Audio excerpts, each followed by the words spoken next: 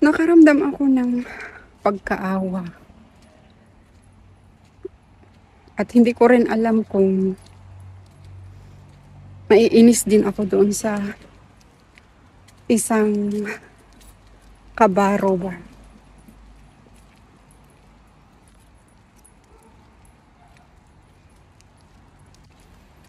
Tuwing Merkulis kasi, oh, may pinapasukan ang mga alaga namin. So, nagkikita-kita kami tuwing Merkulis ng mga iba ring caregiver ba. And then,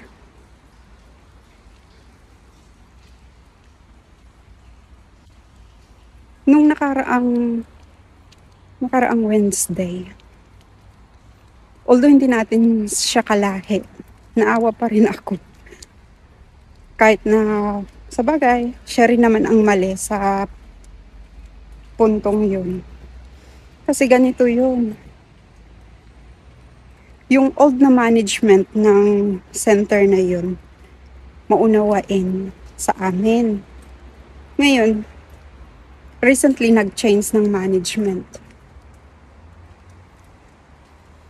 So, sa old management, pwede kaming lumabas kahit abutin kami ng 1 oras na magkape o kung may bibilhin man sa labas, ganun.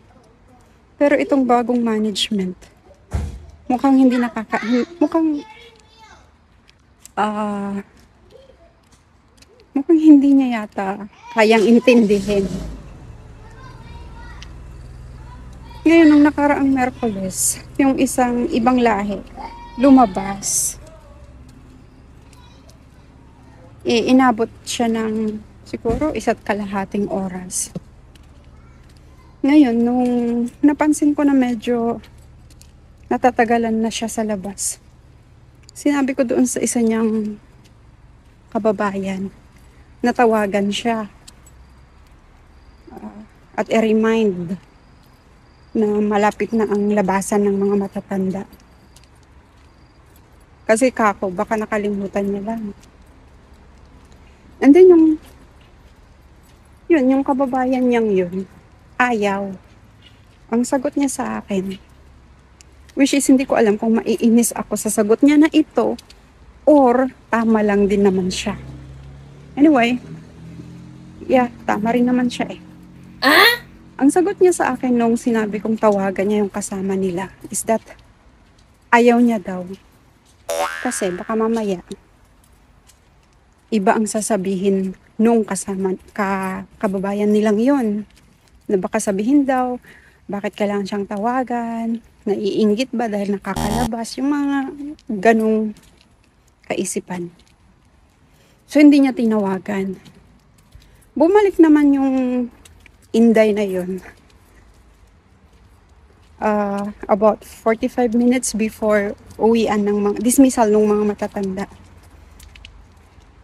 And then, hindi namin inaakala na yung nagmamanage sa center na yun, tumawag doon sa amo at isinumbong siya. Sinumbong na maaga daw dumarating sa center, ganun. Tapos yun nga daw, lumabas. Ngayon, yung amo naman, pinagalitan siya.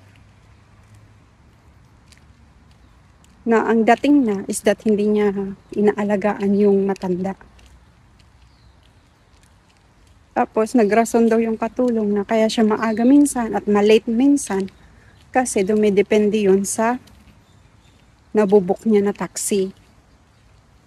Parang wala naman daw atang pakialam yung amo.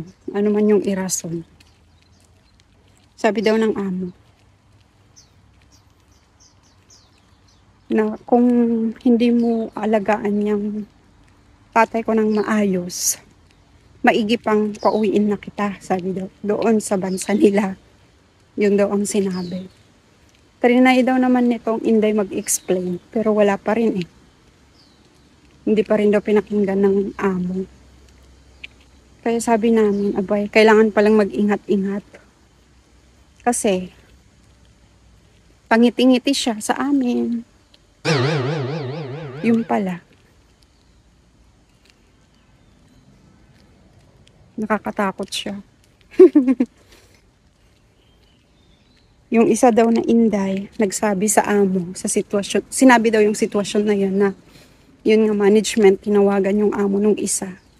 Then sabi daw nung amo nitong isang inday, why does she have to call the employer, sabi daw.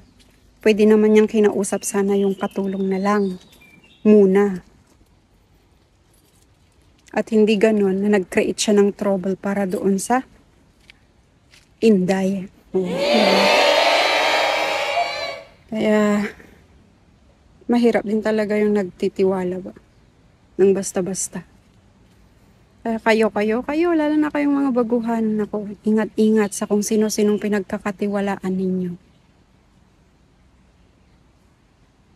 Yun lang. Thank you.